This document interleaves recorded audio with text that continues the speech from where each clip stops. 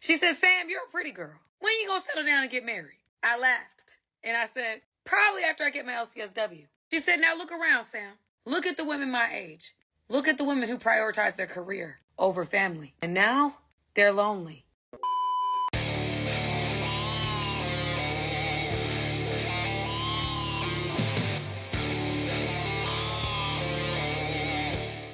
Yo, what is going on, guys? Got a video for you here today from Manhood titled Women Have Finally Realized the Truth, but it is too late. It seems like rude awakenings are going to be on the menu for a long time. Now, today's video was suggested to me by Hadan the Mummy. I'm going to be leaving both of their channels linked in the pinned comments, so make sure you go and subscribe to these guys, and let's just jump right into the video.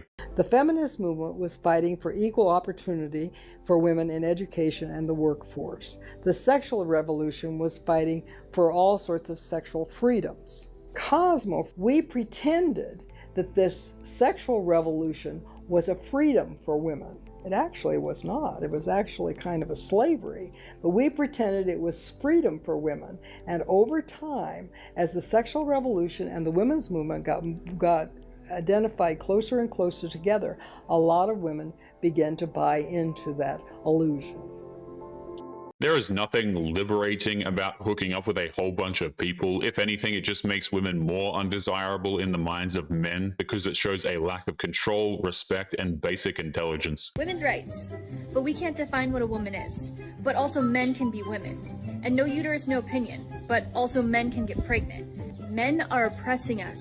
But also, it's okay if biological men take over our spaces and our sports. Women are so over-sexualized in this culture, but it's empowering if women are the ones sexualizing themselves. Are you guys quite done yet? Like, are you okay? That just about sums it up. This is my friend Brianna Robinson. You should absolutely go follow her. She's fabulous. It's incredibly hypocritical, as everything is. Modern day feminism is not consistent in the slightest. Somebody commented and said, high empathy and low IQ generally correlate with feelings over facts.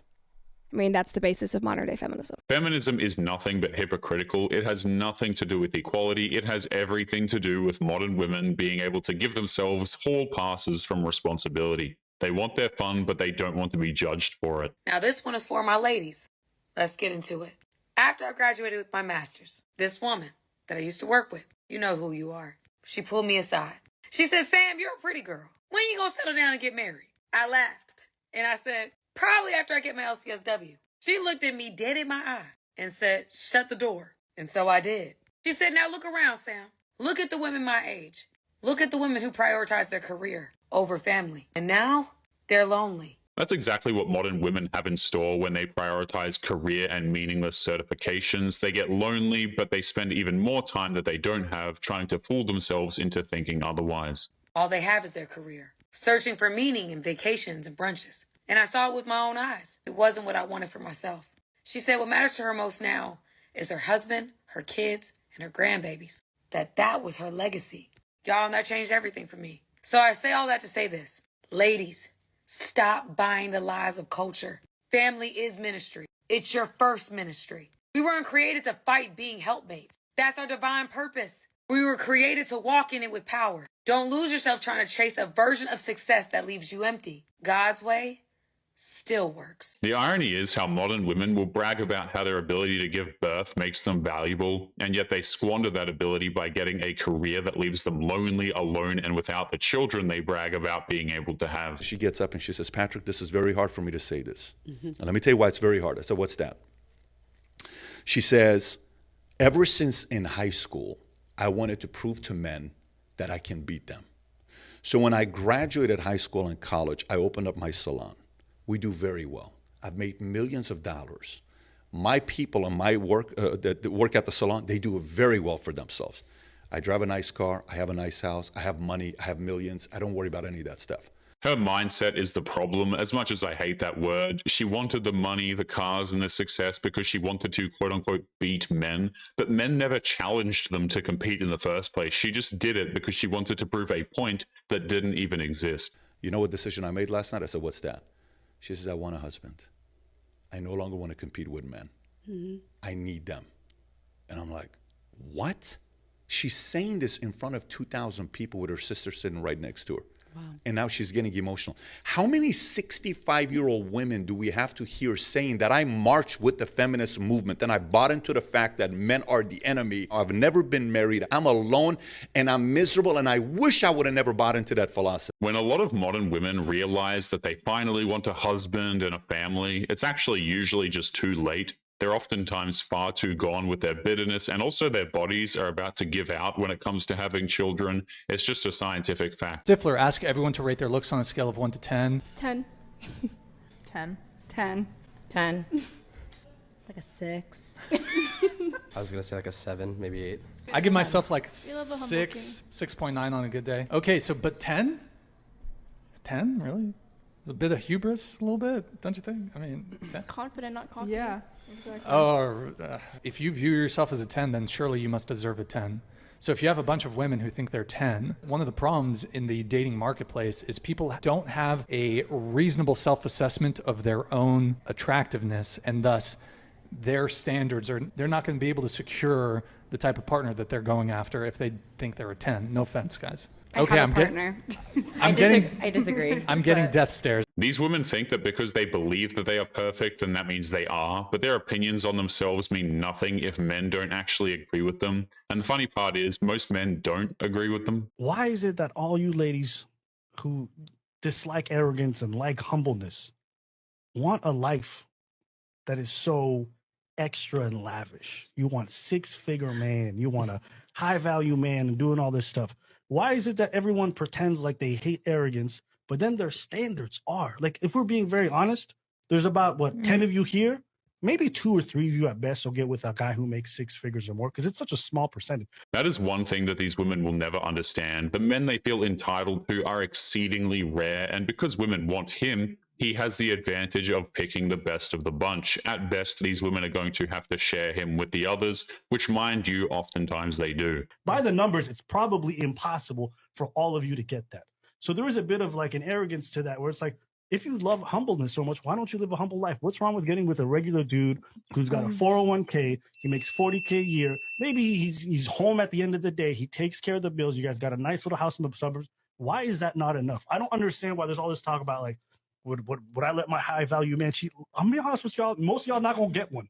And that's not me trying to be mean. It's like, it really is just a numbers game. The vast majority of men in the world are average. I mean, that's what average means. But even if these women humbled themselves and got with the average guy, she wouldn't be able to respect him because he's not the man that she truly wants. Why dating in the modern world sucks. There's a few reasons for this. Obviously, dating apps and social media, women have more choice than ever. And unfortunately for some men, what's happening in the dating app data shows this. You've basically got 80% of the women chasing after the top 10% of men. It's why women always complain, this guy cheated on me, he did this and that. It's because all of the women are chasing after that top 10% of men. But for me to dive deeper, the real issue with modern dating is women expect men to be traditional men. Modern women scoff at the idea of them embracing their traditional gender roles of being feminine, peaceful, and submissive, but they demand that men strictly adhere to the very same roles that she refuses to hold for herself. It's a rotten deal for men, and men are not foolish enough to agree anymore. They want men to be strong and masculine and make money and competent and take you on a date and pay for the date and be chivalrous and act like a gentleman.